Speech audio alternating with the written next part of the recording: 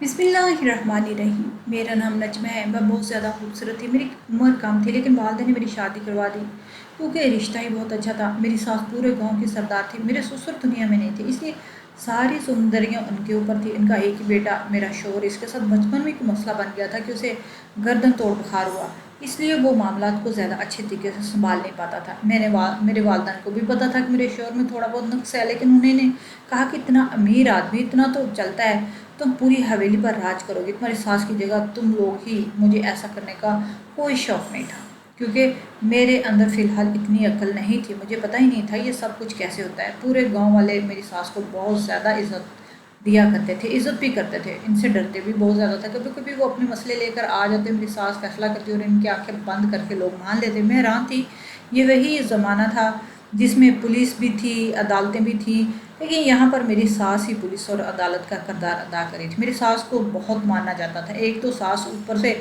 ऐसी ख़तरनाक दबंग शख्सियत की मालिक, तो इंसान और ज़्यादा डर जाता है। मैं भी इसलिए बहुत ज़्यादा डर गई थी, लेकिन वो गलत बात ही से गुस्सा करती थी। उन्होंने अपने कुछ असूल बना रखे थे जो मेरे फ़ायदे में ही थे।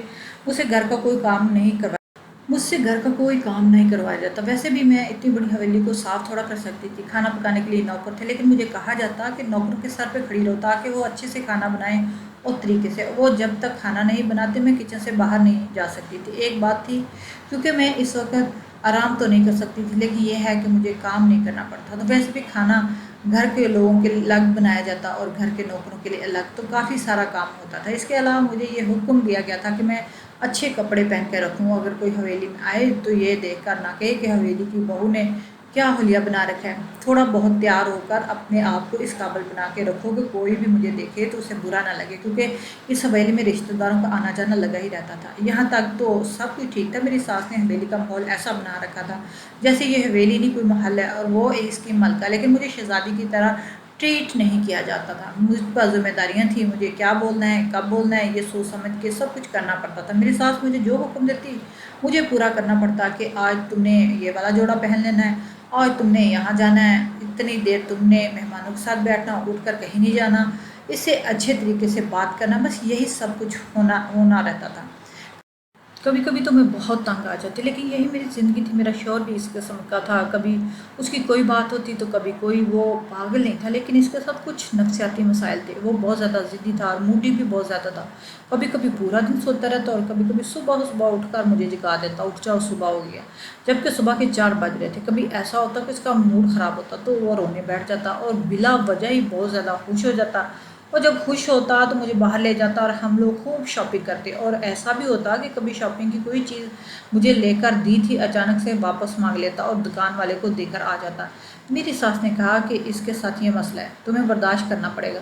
तुम्हारे वालिदैन को हमने सब बता दिया, झूठ नहीं बोला था। वैसे मेरी सास और रसूलों की बहुत पक्की थी, बाकी उन्होंने कोई झूठ नहीं बोला, उन्होंने हमें बताया। लेकिन मेरे वालिदैन ने कहा कि ये लड़का तो बिल्कुल ठीक ठाक है, इसे कोई नफसियाती मसला नहीं है, बस थोड़ा सा मूडी है, थोड़ा सा गुस्सा करने वाला है। और आजकल सारे मर्द ही इस तरह के होते हैं। हमारी नई नस्ल का ऐसा ही हाल हो गया है। इनके दिमाग पर इसी तरह के होते हैं, छोटी छोटी बातों को बर्दाश्त नहीं कर पाते, फ़ौरन से गुस्सा कर लेते हैं। अगर ये नफसियाती बीमारी है तो फिर हमारी सारी नौजवान नस्ल वैसे ही नफसियाती मरीज थे। मेरे वालिदैन ने सिर्फ दौलत देखी थी और यही सोचा था, उन्होंने इसके अलावा और कुछ नहीं देखा था। और दौलत की वाकई कमी नहीं थी, लेकिन ज़िंदगी कुछ अजीब सी थी। हर तरफ सास का हुक्म चलता रहता, उनकी मर्ज़ी के बगैर सांस भी लेना मुहाल था। और शौहर ऐसा था जो खुद अजीब से मामलात में फंसा हुआ था। इसे एहसास ही नहीं आता था कि वो मेरा मुहाफ़िज़ है। मुझे ऐसे लगता कि बस एक इंसान है जिसका मुझे ख्याल करना है, वो मेरा ख्याल करने के काबिल ही नहीं था। कभी कभी बहुत अच्छी बातें करता तो बिल्कुल ठीक हो जाता, लेकिन अचानक ही इससे पटड़ी से उतर जाता। मैं ये सब कुछ अपनी अम्मी अब्बू को बताती। मेरे वालिदैन ने कहा कि तुम बहुत बड़ी हवेली में चली आई हो, हवेली की बहू बन गई हो, ये कोई छोटी बात तो नहीं है। वो मुझे किसी असली रुख नहीं बता रहे थे, बल्कि मुझे खुश रहने के लिए सब कुछ कह रहे थे। और मैं भी बहुत ज़्यादा खुश थी, क्योंकि मैं भी तो इस बात पर उदास नहीं थी कि वाकई मैं हवेली के मालिक बन चुकी हूँ। पर मेरी वालदा ने कहा कि बेटा, औरत की ज़िंदगी में चाहे जितनी भी खुशियाँ हों, सबसे बड़ी खुशी तो उसके शोहर के दम से होती है। और तुम कह रही हो कि तुम्हारा शोहर ठीक नहीं है, हमें तो लग रहा है कितना मसला ही नहीं है, लेकिन तुम्हारी बातों से लग रहा है कि इसे इलाज की ज़रूरत है। میرے بابا نے میری ماں کو کہا، کیوں بچی کا دل برا کر رہی ہو؟ کوئی علاج کی ضرورت نہیں، بالکل ٹھیک ہے اس کا شور، میں نے خود بات کی ہے، اچھا تو ہے، ٹھیک سے بات کرتا ہے، سب کچھ ایک دم ٹھیک ہے، بچی کو پریشان نہیں کرو۔ انہوں نے میری امی کی آنکھوں میں دیکھ کر اشارہ کیا، وہ شاید میری امی کو کہہ رہے تھے کہ تم یہ سب کچھ اسے نہیں بتاؤ، بس اس کو خوش ہی رہنے دو۔ اس وقت مجھے سمجھ نہیں آئی تھی، لیکن بعد میں پتہ چلا کہ بابا ایسا کیوں کہہ رہے ہیں۔ مجھے پہننے کو اچھے اچھے کپڑے ملتے ہیں، مجھے روز تیار ہونا پڑتا ہے، لیکن روز نیا جوڑا ہوتا ہے۔ اب میں بہت خوش تھی، ہمارے گھر میں ایسا ماحول نہیں تھا، میرے گنتی کے دو چار جوڑے تھے جو میں بار بار دھو کے پہنتی، اس لیے میرے ساتھ یہ تو سب کچھ بہت اچھا تھا۔ ایک دن حویلی میں ایک جلسہ سا لگا ہوا تھا، حویلی کے اندر ہی تھا، میری ساس وہاں بیٹھی ہوئی تھی، جس میں عورتیں 16 سال کی لڑکیوں کو لے کر آئی ہوئی تھی۔ پہلے مجھے لگا پورے گاؤں کو بلایا، لیکن صرف انہی لڑکیوں نے خاندان کو اور لڑکیوں کو بلایا تھا۔ وہ لوگ لائن بنا کر بیٹھی ہوئی تھی، سب ہی کی پیاری، کافی پیاری بچیاں تھیں۔ جب ایک اور آگے آئی جس کو میری ساس نے اشارہ کیا، اس کی بیٹی کو لے کر وہ آگے کی طرف بڑھ گئی، کیونکہ اس کی بیٹی کافی لڑکیوں سے زیادہ پیاری تھی۔ اس نے کہا کہ تمہاری بیٹی 16 سال کی ہے، پکی بات کوئی جھوٹ تو نہیں ہے؟ اس کے اندر اس نے کہا، نہیں مالکن، میری بیٹی 16 سال کی ہے، آپ چاہیں تو آپ اس کا برتھ سرٹیفکیٹ دیکھ سکتی ہیں۔ میری ساس نے کہا کہ ہاں ٹھیک ہے، بس مان لیتے ہیں تمہاری بات، ویسے تمہاری بیٹی بہت خوبصورت ہے، اس کو یہاں پر چھوڑ دو۔ انہوں نے ایسا کہا تو مجھے لگا یہ اپنے لیے نوکرانی پسند کر رہے ہیں، لیکن اتنی خوبصورت نوکرانی ہے، مجھے تو ایسا لگتا تھا کہ شاید حویلی میں کام کرنے کے لیے ان کو دیکھا جا رہا ہے، لیکن اس کام کے لیے اتنا رش لگانے کی کیا ضرورت تھی؟ تھوڑی دیر بعد میری ساس نے اس ماں کو ڈھیر سارے پیسے دیے، وہ بھی نقدی میں۔ تو میں حیران رہ گئی، دو باتوں پہ حیران تھی، اتنے سارے پیسے میں نے اپنی زندگی میں کبھی نہیں دیکھے، اور انہوں نے اس کی والدہ کو اتنے سارے پیسے کیوں دیے؟ نوکر نے والدہ کو پیسے دینے کا کیا مطلب ہے؟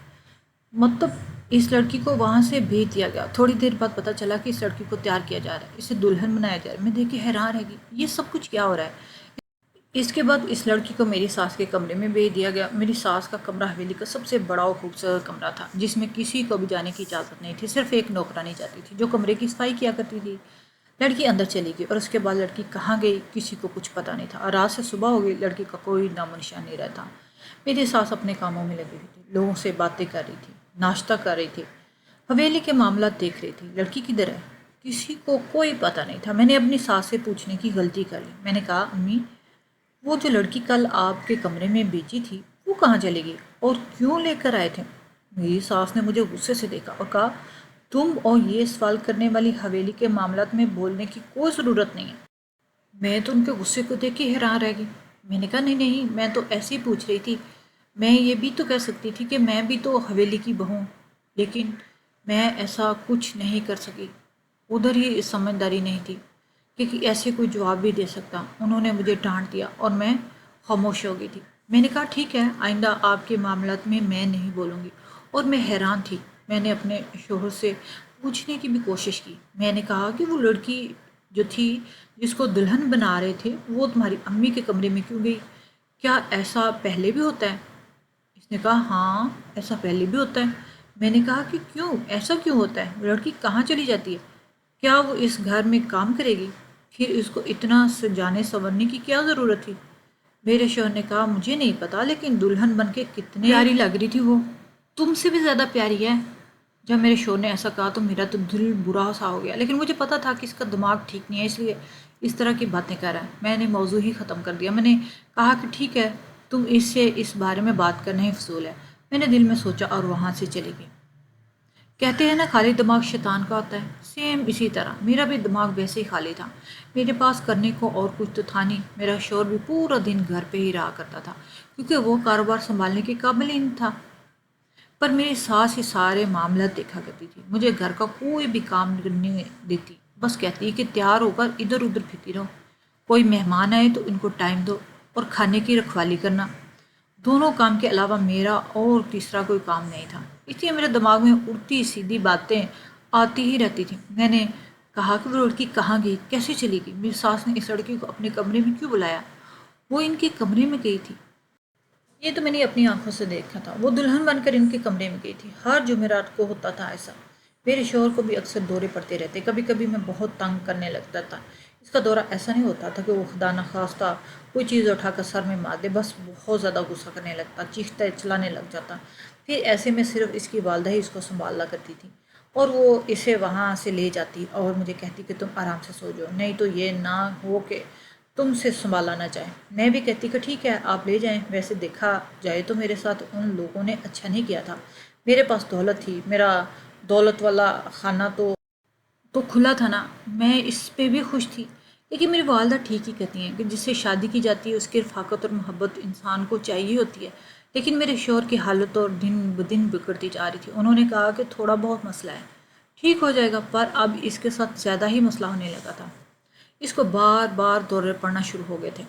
ایک تو یہ مسئلہ اس گھر سے ختم نہیں ہوتا تھا، اوپر سے ہر جمعرات کو میری ساس سے لڑکی کو گاؤں سے بلاتی اور اس کو اس کی والدہ کو ڈھیر سارے پیسے دے دیتی۔ اس کے بعد وہ لڑکی سے بات نہیں کرتی۔ وہ سخت مزاج عورت تھی۔ وہ تو ایسی عورت تھی کہ جیسے اگر میں نے کوئی غلطی بھی کی تو مجھ پہ ہاتھ ہی اٹھا دے گی۔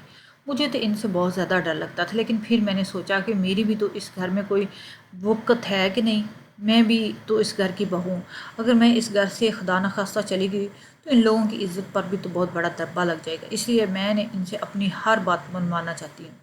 اس لیے میں نے ابھی یہ ایسا ہی کیا تھا، اور کیا کر سکتی تھی اگر میں اس گھر میں کچھ نہیں تھی۔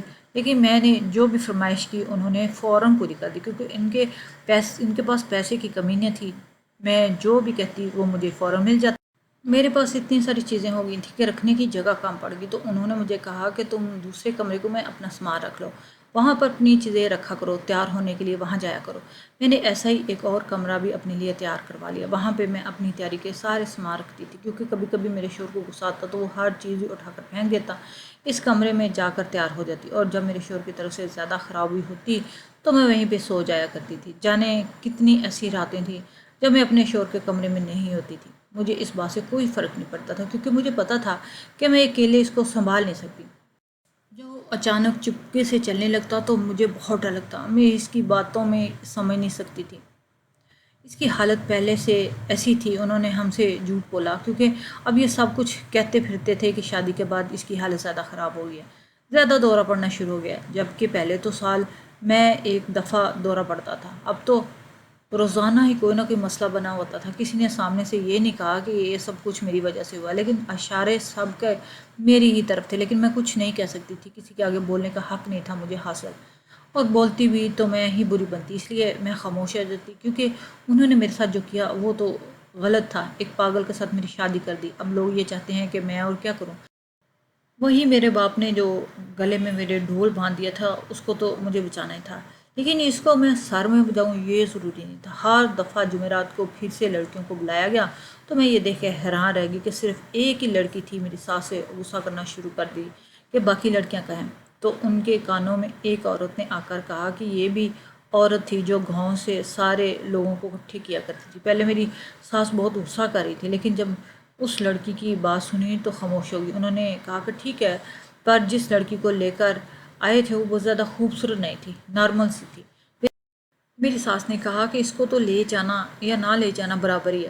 مجھے ان کی بات سمجھ نہیں آ رہی تھی کہ یہ آخر اس کو لے کے کہاں جاتی ہیں۔ میری ساس نے حالت مجبوری میں اس کو کہا کہ ٹھیک ہے، اس کو والدہ کو پیسے دے دیے، لیکن پیسے کم دیے تھے، تو اس کی والدہ بھی غصہ کرنے لگی، کہا کہ آپ باقیوں کو تو بہت زیادہ پیسے دیتی ہیں، مجھے کم پیسے کیوں دیے رہی ہیں۔ میری ساس نے کہا اپنی بیٹی کو دیکھو تو صحیح، اس کی شکل دیکھو، اس کے اتنے پیسے دے رہی ہوں، اس پہ خوش ہو جاؤ۔ میں حیران تھی کہ آخر یہ ہو کیا رہا ہے کہ میری ساس ان لڑکیوں کو خریدا کرتی تھی، لیکن اگر اس کو خرید ہی رہی تھی تو اس کے ساتھ کیا کرتی تھی، کہاں چلی جاتی تھی وہ لڑکیاں سب؟ کچھ میری سمجھ سے باہر تھا، لیکن بہت زیادہ عجیب تھا۔ میں نے اس بارے میں کسی سے کچھ بات نہ کی، پر میں جاننا چاہتی تھی یہ سب ہو کیا رہا ہے، مجھے پتہ لگا کر ہی رہنا تھا، پر مجھے پتہ لگانے کا کوئی راستہ نہیں مل رہا تھا۔ اس حوالے میں اتنے زیادہ قانون و پابندیاں تھیں کہ میں ان کے اندر جکڑ کے رہ گئی تھی، پتہ نہیں چلتا تھا کہ میں ہوں یا نہیں۔ ان کی کوئی غلام کہتے ہیں کہ جو بھی کرنا ہے کروں، لیکن سب کچھ ان کو بتا کر ان کی مرضی سے کرنا پڑے گا۔ مجھے میری ساس نے یہاں تک بھی کہہ دیا کہ اگر تمہاری کوئی دوست وغیرہ تو اس کو بلایا کرو، کوئی مسئلہ نہیں ہے، تمہارا وقت گزر جائے گا، لیکن تم نے بھی بنا بتائے کہیں نہیں جانا۔ میری تو کوئی بھی دوست نہیں تھی، کیونکہ میں تو شروع سے بہت چپ چپ رہتی تھی، مجھے کیا پتا تھا کہ میری زندگی میں اتنا بڑا امتحان رکھا ہوا ہے۔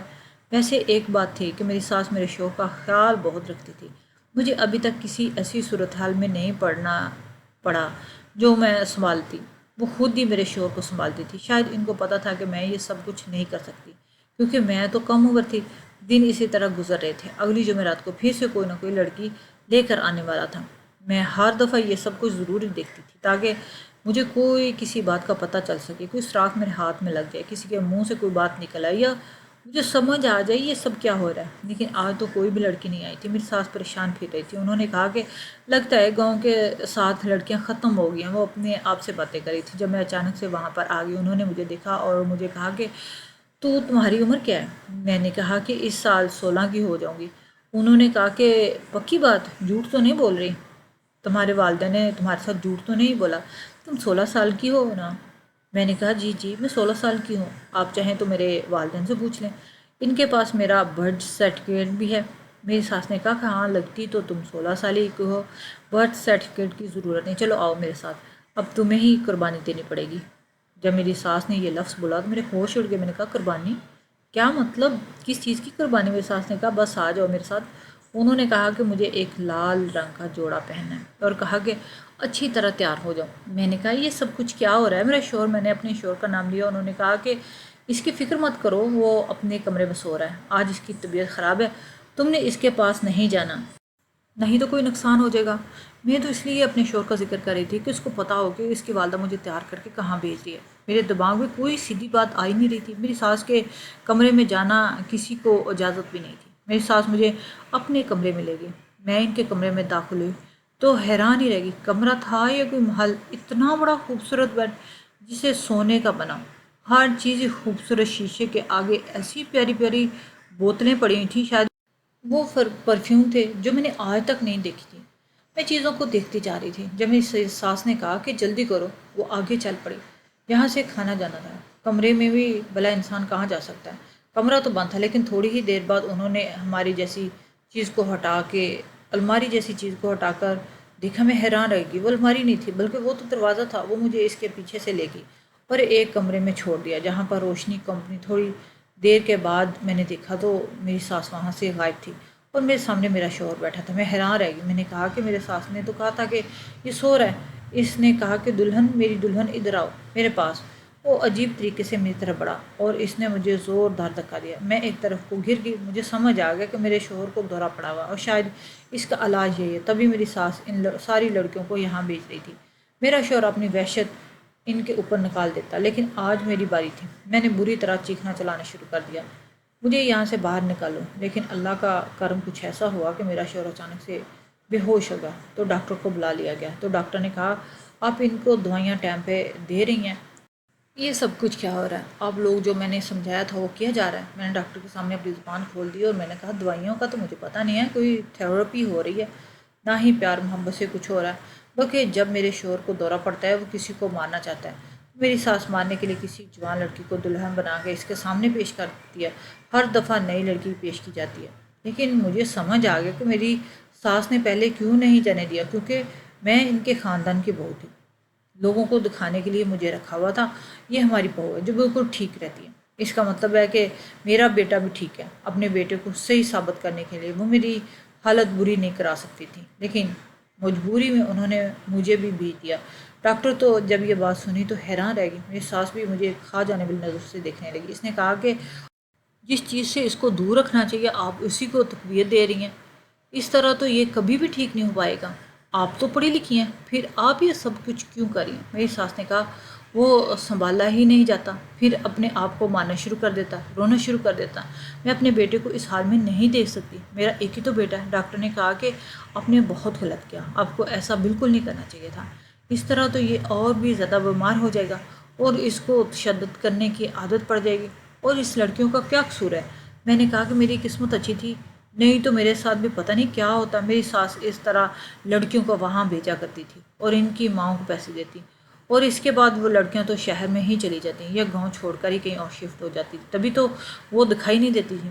اب مجھے سمجھ آ گیا یہ سب کچھ کیوں کیا جا رہا ہے۔ میری ساس کو اپنی غلطی کا احساس ہو گیا۔ ڈاکٹر نے کہا کہ آپ نے ایسا بالکل نہیں کرنا، اور آپ ڈاکٹر نے میری ساس کو چھوڑ کے مجھے سب کچھ سمجھانا شروع کر دیا، کیسے دوائی دینی ہے، کیسے خیال رکھنا ہے، کب لے کے آنا اور کب لے کے جانا ہے۔ اس نے مجھے ساری باتیں سمجھا دی۔ میں نے بھی آرام سے سب کچھ سیکھ لیا اور سن لیا اور کہا کہ وہ سب کچھ کرے گی، میں اپنے شوہر کو جانور نہیں بننے دوں گی، اسے انسان بناؤں گی، اس کا علاج کرواؤں گی۔ یہ کیا طریقہ ہوا کہ اگر وہ کوئی ناجائز چیز کو مانگ رہا ہے تو اس کو اس کمرے میں بند کر کے اس کے آگے وہ پیش کر دی جائے۔